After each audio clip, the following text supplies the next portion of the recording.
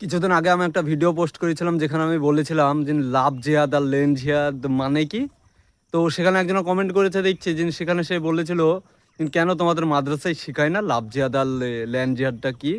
তারপরে আমি আবার ভিডিও পোস্ট করেছিলাম, আমি বলেছিলাম আমাদের কোরআনের মধ্যে যদি লাভ জিহাদ বা ল্যান্ড জিহাদ বলে কিছু থাকে তো আমি তখনই আমার ধর্ম ত্যাগ করবো। হ্যাঁ, তো আমি আবারও বলছি জিহাদ শব্দের বাংলা অর্থটা কি, যেখানে ইচ্ছা সেখানে সার্চ করে দেখো গা, সংগ্রাম করা বা চেষ্টা করা।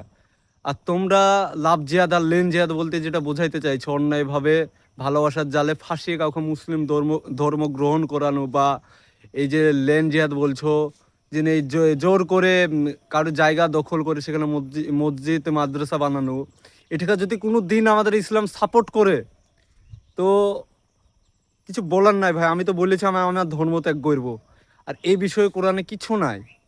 আর জিহাদ শব্দের অর্থ হচ্ছে সংগ্রাম করা বা চেষ্টা করা।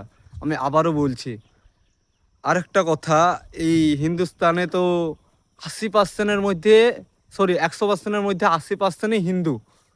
তার সত্ত্বেও কি করি মুসলিমরা যে জোর করে জায়গা দখল করছে, এটা আমার মাথায় ঢুকছে না কোনো মতে।